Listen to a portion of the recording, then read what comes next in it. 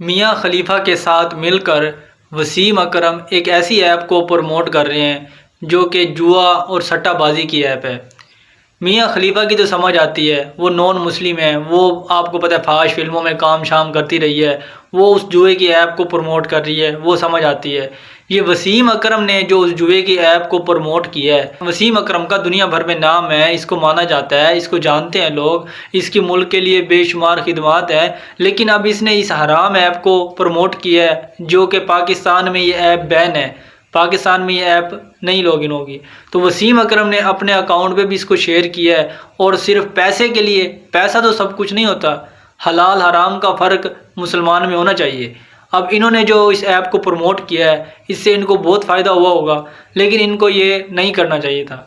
ان کی ملک کے لیے بے شمار خدمات ہیں، ہم بھلا نہیں سکتے، لیکن یہ جو کام انہوں نے کیا اب یہ غلط کیا ہے، یہ نہیں کرنا چاہیے تھا ان کو۔ انہوں نے جوئے کی ایپ کو پروموٹ کیا ہے، تو آپ بتائیں یہ صحیح کر رہے ہیں یا غلط کر رہے ہیں؟ مجھے نہیں لگتا کہ یہ کوئی ٹھیک کام ہے۔ پیسہ سب کچھ نہیں ہوتا زندگی میں، پیسوں کے خاطر اگر انہوں نے اس ایپ کو پروموٹ کیا ہے اور اگر اس کو پروموشن دی ہے اور اس کو اپنے اکاؤنٹ پہ بھی شیئر کیا ہے، تو ہم کیا کہہ سکتے ہیں؟ جب یہ کرکٹ کھیلتے تھے، ٹاپ پر تھے، تو ان کا نام تھا اس ٹائم یہ جوا سٹہ بازی لگاتے تھے۔